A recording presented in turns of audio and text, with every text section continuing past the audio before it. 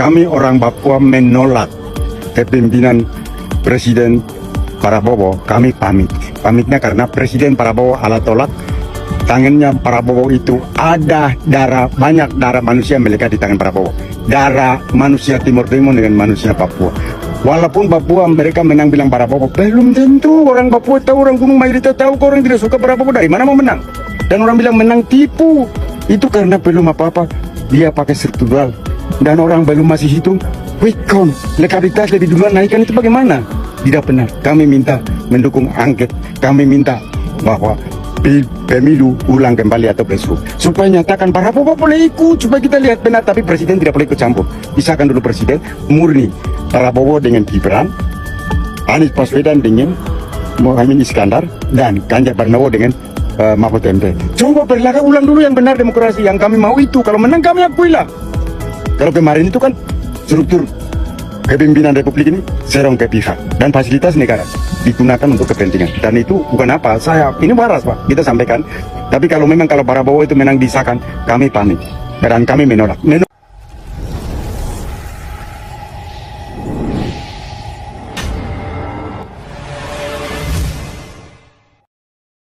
Assalamualaikum warahmatullahi wabarakatuh. Saudara-saudaraku sebangsa dan setanah air, dimanapun kalian berada, semoga kalian selalu dalam kondisi sehat walafiat. Berjumpa lagi dengan saya di Sinergi Update. Kami bukanlah buzzer, kami hanya menyajikan keputusan ada di tangan Anda. Teman-teman, ini ada video menarik ya. Ini agak serius temanya dibanding video konten pertama tadi hari ini yang hanya membahas tentang ya pernak-pernik hari raya Idul Fitri Pak Jokowi gitu ya, mulai open house, kemudian juga ada ya Mas Gibran yang open house, kemudian juga ada anak-anak abah yang mulai menyerang sedikit-sedikit ya di medsos begitu ya, dengan mengatakan bahwa permintaan maaf Pak Jokowi belum diterima. Nah, untuk konten kedua ini agak serius teman-teman ya. Yakni ada video menarik dari seorang warga yang kayaknya itu dari Papua. Nah, kenapa saya mencurigai bahwa warga ini dari Papua? Ya karena memang dia berstatement dengan mengatasnamakan warga Papua. Walaupun saya tidak tahu KTP-nya KTP mana ya. Ya intinya seperti itulah ya. Dalam statementnya dia mengatakan bahwa dia atas nama warga Papua atau rakyat Papua atau masyarakat Papua menolak Prabowo menjadi Presiden Republik Indonesia. Wow, ini ya, saya ulangi lagi, saya repetisi. Menolak Prabowo menjadi Presiden Republik Indonesia. Kemudian dia mohon diri untuk pamit begitu. Saya tidak paham maksudnya dia pamit tersebut bagaimana. Yang jelas kemudian dia mengatakan bahwa Tuhan atau Allah begitu ya. Dia menyebut Tuhan itu Allah, menolaknya karena tangan Prabowo dianggap berlumuran darah warga Papua, darah pejuang, darah masyarakat Papua, pemuda-pemuda Papua dan Timor Leste katanya. Timor Timur ya. Sekarang menjadi Timor Leste, Timor Timur. Dia juga tidak percaya bahwa Prabowo itu telah menang di Papua. Karena dia merasa orang Papua itu berada di gunung-gunung. Jadi mana mungkin mereka itu mengerti dengan Prabowo begitu. Dia pun meminta hak angket digulirkan dan pemilu diselenggarakan ulang atau pemilu ulang. Jadi ini sepertinya sesuai dengan tuntutan paslon 01 dan 03 teman-teman ya, yang sekarang sedang bergulir di MK. Nah, bagaimanakah videonya dan bagaimanakah komentar netizen? Mari kita tonton kurang lebih 10 menit ya. Kemudian mari kita komentari bersama di bagian akhir video. Ini dia. Kami orang Papua menolak kepemimpinan Presiden Prabowo. Kami pamit. Pamitnya karena Presiden Prabowo ala tolak. Tangannya Prabowo itu ada darah, banyak darah manusia melekat di tangan Prabowo. Darah manusia Timur Timur dengan manusia Papua. Walaupun Papua mereka menang bilang Prabowo, belum tentu orang Papua tahu, orang Gunung mayoritas tahu, kok orang tidak suka Prabowo, dari mana mau menang? Dan orang bilang menang tipu. Itu karena belum apa-apa, dia pakai struktural. Dan orang belum masih hitung quick count, elektabilitas lebih duluan naikkan, itu bagaimana? Tidak benar. Kami minta mendukung angket. Kami minta bahwa pemilu ulang kembali atau besok, supaya nyatakan Prabowo boleh ikut, supaya kita lihat benar, tapi presiden tidak boleh ikut campur. Pisahkan dulu presiden, murni Prabowo dengan Gibran, Anies Baswedan dengan Muhaimin Iskandar dan Ganjar Pranowo dengan Mahfud MD. Coba perlakukan ulang dulu yang benar demokrasi yang kami mau itu. Kalau menang kami akuilah. Kalau kemarin itu kan struktur kepemimpinan Republik ini serong ke pihak dan fasilitas negara digunakan untuk kepentingan, dan itu bukan apa saya ini waras Pak kita sampaikan. Tapi kalau memang kalau Prabowo itu menang disahkan, kami pamit dan kami menolak. Ya teman-teman ya, sudah kita dengar bersama ya di bagian akhir tadi yang paling menarik. Jika Prabowo dilantik, kami pamit ya. Saya tidak mengerti pamit ini bagaimana. Apakah mau memberontak atau mau pindah ke luar negeri? Saya tidak mengerti. Oke, kita lanjutkan video selanjutnya. Bagaimanakah komentar netizen? Inilah dia. Orang Papua menolak kepemimpinan Presiden Prabowo. Wah, ini baru berita panas, sepanas matahari hari ini. Bagaimana netizen katanya di Papua, rakyat Papua menolak kepemimpinan Bapak 02. Terus kata netizen yang banyak komentar di kolom komentar saya katanya Bapak 02 menang telak di mana-mana. Bagaimana coba tanggapannya? Di komen silahkan. Ya, silakan di komen ya teman-teman ya. Bagaimana komentar terkait pendapat bapak-bapak dari Papua ini. Oke, lanjut. Prabowo itu ada banyak darah manusia yang melekat di tangan Prabowo. Selamat malam Pak, izin stage videonya. Ya, yang pertama Pak Prabowo itu belum menjadi presiden. Ya, yang insya Allah nanti akan dilantik. Satu, kedua, Bapak katakan Prabowo Allah tolak. Kalau Allah menolak Pak Prabowo Subianto, tentulah beliau tidak akan lahir ke muka bumi ini. Ya. Ketiga, Bapak katakan di tangan Pak Prabowo itu banyak darah-darah manusia. Ya, menjadi hal yang wajar dong. Nama juga seorang tentara, garda terdepan, ya, yang melindungi Indonesia. Dan beliau seorang prajurit. Kalau disuruh bertugas perang, terjadi konflik, ya wajar. Ya, entah itu darah dari musuhnya ataupun darah daripada saudaranya yang gugur. Begitu Pak. Ya wajar-wajar saja. Kan Pak Prabowo itu kan prajurit, seorang militer. Ya, masa ya orang militer disuruh perang nggak konflik, nggak ada konflik, nggak ada baku tembak, kan aneh gitu loh ya Pak. Aduh Bapak ini lucu rasanya ya. Ya teman-teman, netizen barusan mewajarkan ya tuduhan Bapak Papua ini ketika menganggap Pak Prabowo itu tangannya banyak darah atau berlumuran darah gitu ya. Katanya netizen barusan, ya wajar lah Pak, yang namanya juga prajurit kalau diterjunkan di daerah konflik, ya kalau tidak membunuh ya dibunuh ya kan. Kalau tidak berlumuran darah musuhnya ya berlumuran darah saudara-saudaranya sesama prajurit. Ya memang itu betul ya teman-teman ya. Oke, lanjut. Kami orang Papua menolak kepemimpinan Presiden. Halo, assalamualaikum warahmatullahi wabarakatuh. Waalaikumsalam warahmatullahi wabarakatuh. Mohon maaf lahir dan batin. Mohon bagi maaf lahir dan saudaraku batin. yang Muslim di daerah Papua ya. Kirain saya Bu. Yang non-Muslim, salam sejahtera, salam damai, semoga sehat selalu. Amin. Jadi buat saudaraku yang dari Papua, Bunda hanya minta tolong saja. Tolong jelaskan tentang Bapak yang ada di video ini. Apakah betul dia orang Papua ya, atau masih selingkungan atau keluarga Prit Alor Koboy ya. Prit Alor Boy maksudnya. Kenapa dia meminta pemilu ulang? Nah, karena dia tidak suka Pak Prabowo menang. Kalau nanti katanya kalau pemilu ulang ternyata Pak Prabowo menang, dia terima katanya. Jadi tolong komen saudaraku yang dari Papua. siapa Bapak ini sebenarnya. Ya, teman-teman dari Papua ya, tolong komen ya. Pak, Jawab. saya bukannya melarang Bapak Penasarannya beda Ibu ini. pilihan sama tim Prabowo, ya. Paling tidak Bapak jangan berstatement ini ada unsur-unsur kebencian gitu. Kayaknya Bapak ini ada yang melatihnya. Jadi pintar.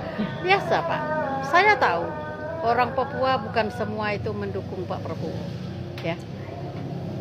Termasuk Jokowi juga, tidak semuanya. Tapi yang kita pilih itu kan presiden Pak. Jadi Prabowo-nya sudah menang Pak. Iya. Ya, Prabowo Gibran. Kalau seandai Bapak minta ulang kembali pemilunya, apakah ada dana Bapak?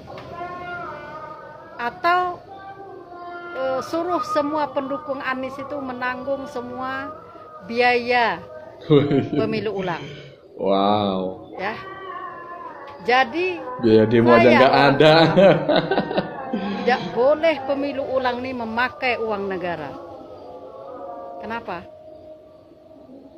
Karena kalau saya menganggap itu hanya mengikuti egonya Pak Anies dan Ganjar. Egois, yang kalah tidak terima kalah, maunya menang. Coba ini, kalau Pak Anies yang menang, ya kan? Atau Pak Ganjar yang menang, tidak ada demo, Ya, ya kan? kemungkinan Tidak besar pakai seperti demo itu. Pak. Kalau Anies yang menang, kenapa demo semua pendukung Anies? Lantaran Aniesnya kalah. Nah kami tim 02, kenapa kami perjuangkan? Karena suara 02 itu 96 juta Pak. 96 juta suara dari 02 itu Pak. Ya, betul. Makanya kami berjuang. Nah, begitu. Coba kalau seandainya suara 02 itu di bawah Pak Anies, kami tidak akan berjuang. Kami terima kalah. Kami legowo kalau memang kalah. Soalnya Pak Prabowo itu Pak, dia sudah pernah kalah. Baru kali ini dia menang. Ya biasa aja. Ya. Jadi kami terima itu. Nah kenapa saat ini Pak Anies ini baru kali ini dan Ganjar ini mencalon jadi presiden, kalah, tidak terima, demo di mana-mana, ya kan? Di mana-mana itu demo. Pendukungnya nyerang. Yang kita cari itu kan presiden. Pertandingan itu ada kalah dan menang. Ya, Nah betul. pemenangnya Pak Prabowo. Tidak mungkin suara Pak Prabowo 96 juta nanti yang diumumkan pemenangnya si Anies.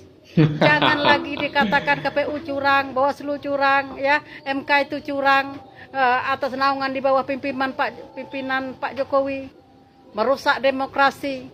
Padahal Anda itu tahu semuanya. Ya. Saya katakanlah, berani saya katakan, yang merusak demokrasi ini adalah Pak Anies.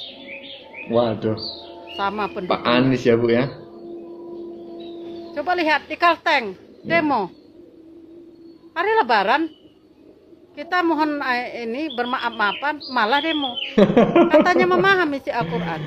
Iya. Katanya tahu menuju jalan ke surga. Ya. Katanya orang hebat. Banyak-banyak para alim ulama dan tokoh-tokoh ulama di sekeliling Pak Anies. Kenapa ini yang terjadi? Di saat ini, di tahun 2024, pemilu ini sangat rusuh kalau bagi saya. Kalau demo sekali nggak apa-apa. Ingat, tanggal berapa pemilu? Tanggal 14 kan? Ya, 14 Februari Bu. Pemilunya Bu. Nah sekarang ini tanggal berapa? Bulan berapa? Sehabis pemilu. Sudah 2 bulan berlalu Nggak Bu. pernah tenang. Curang, bansos. Katanya 02 curang. Curang dari mana?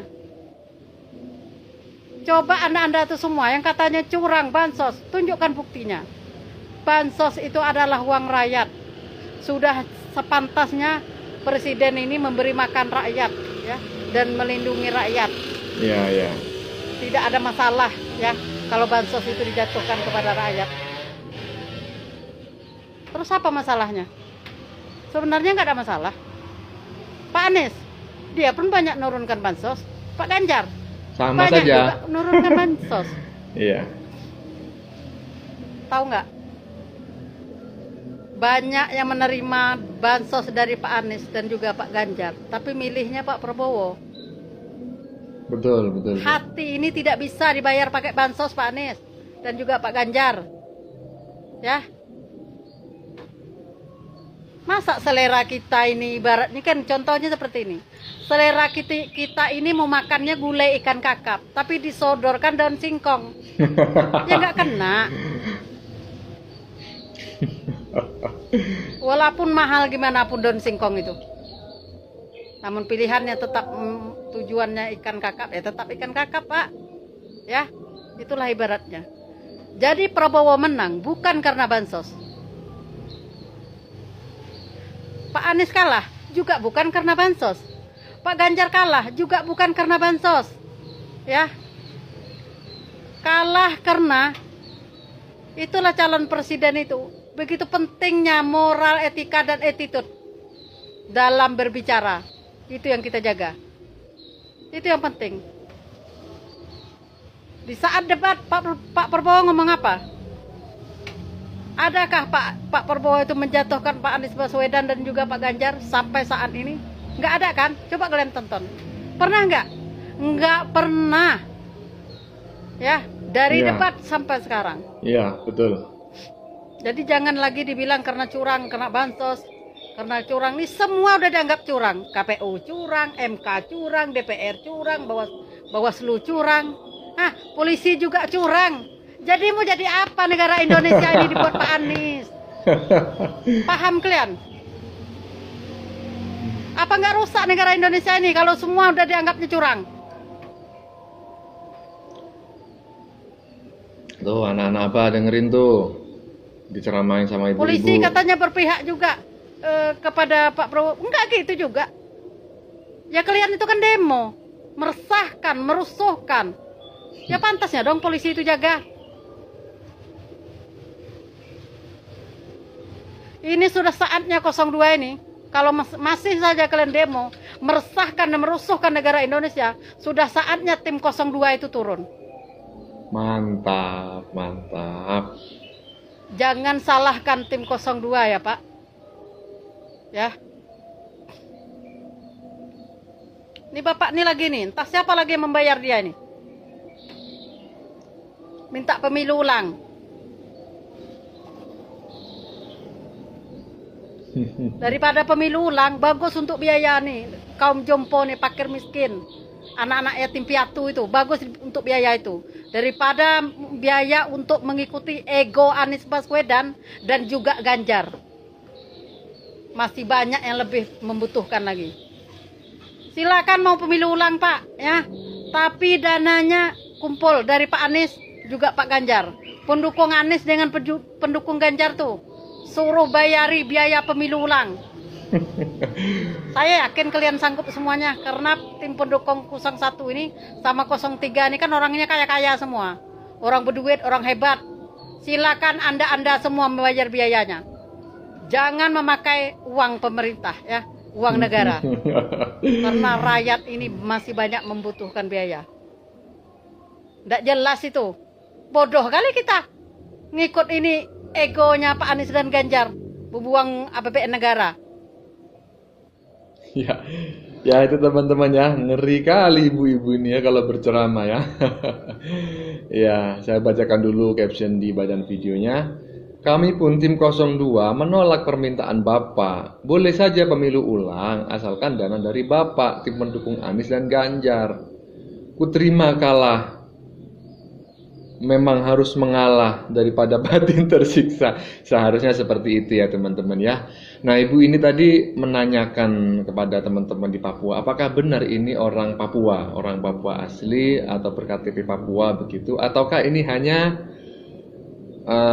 keluarganya Fris Alerboy katanya. Itu kayaknya NTT ya.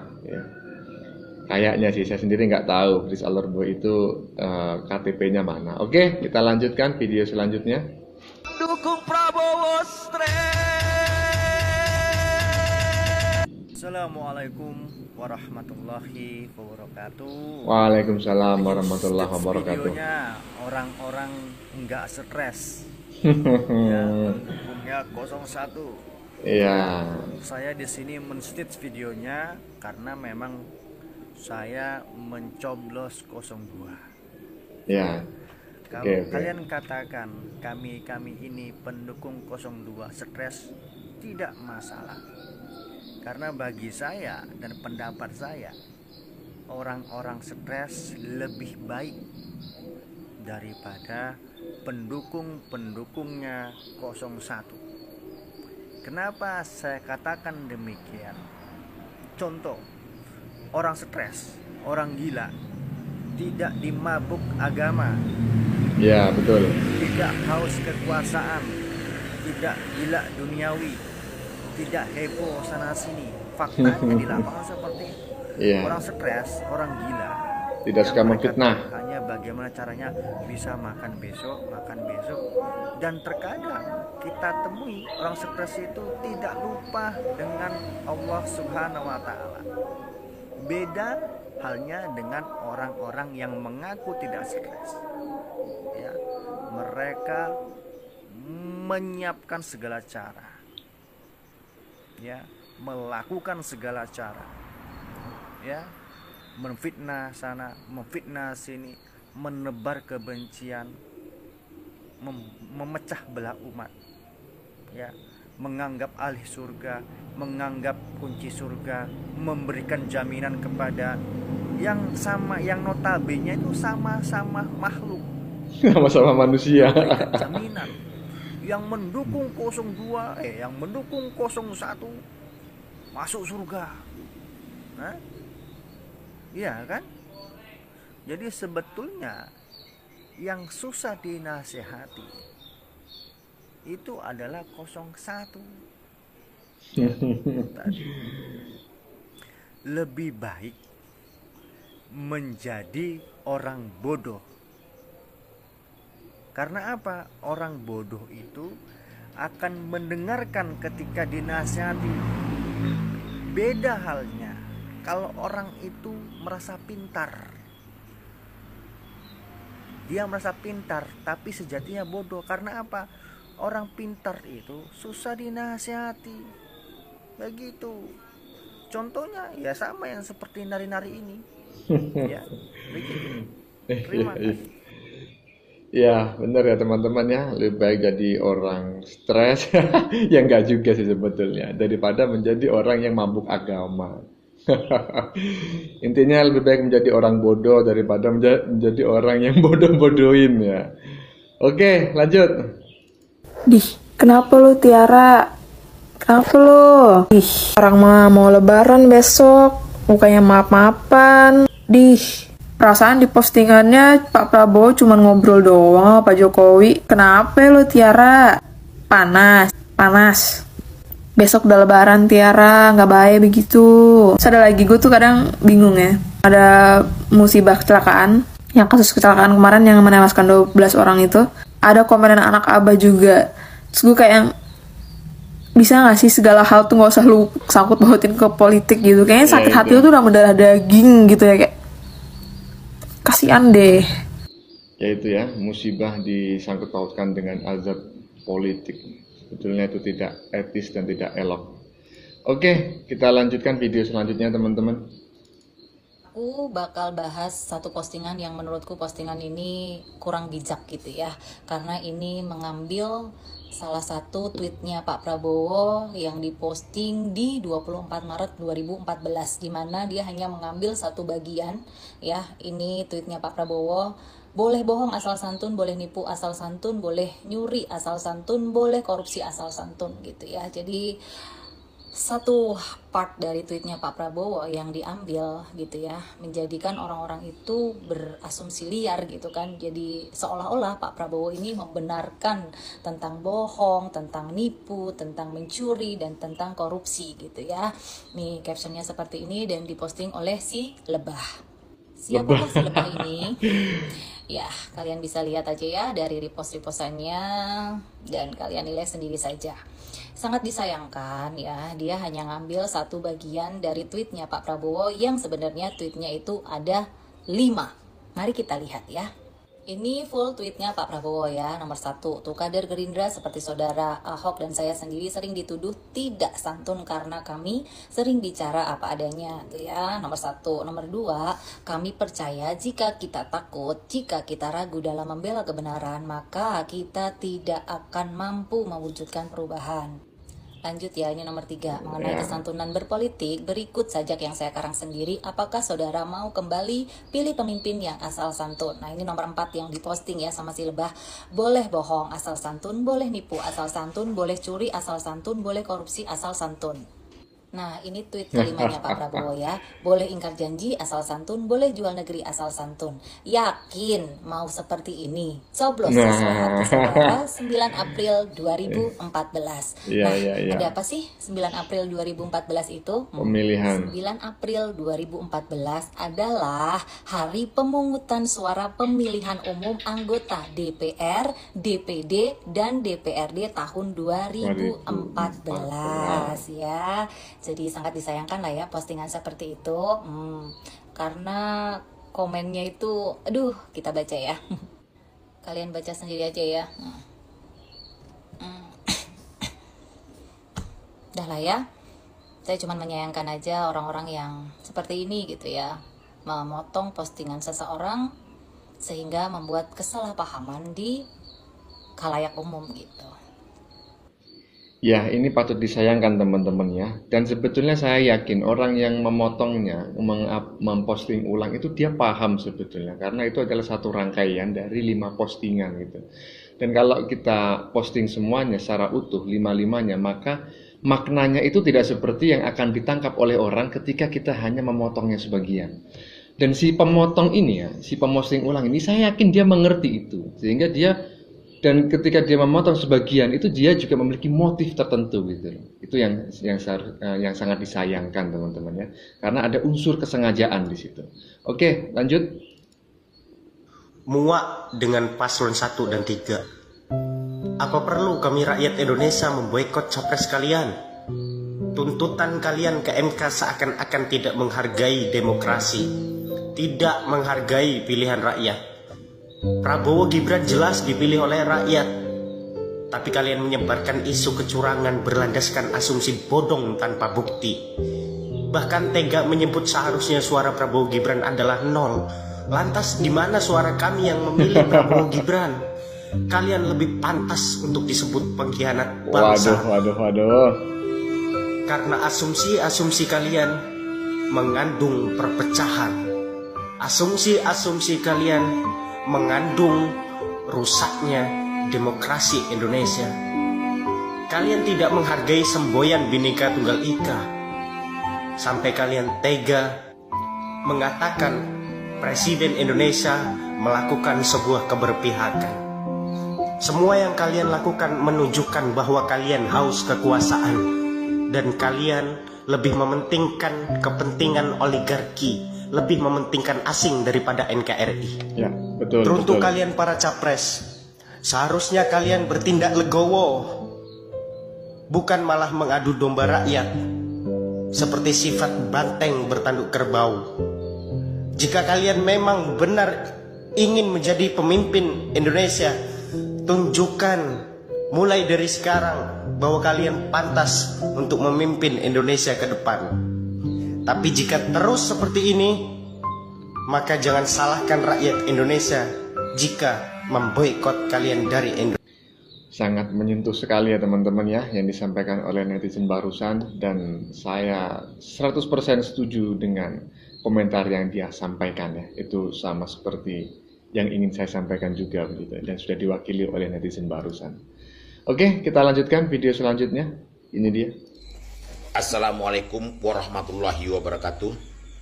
Minal aizin wal faizin, mohon maaf lahir dan batin untuk saudara-saudaraku yang di TikTok. Oh iya. Kita jangan lagi beribut-ribut yo. Kita baik-baikan baik yo di TikTok nih. Mantap. Jangan ada lagi ribut-ribut.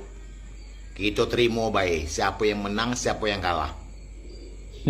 Yo. Uang nak jadi presiden, kita nak beribut.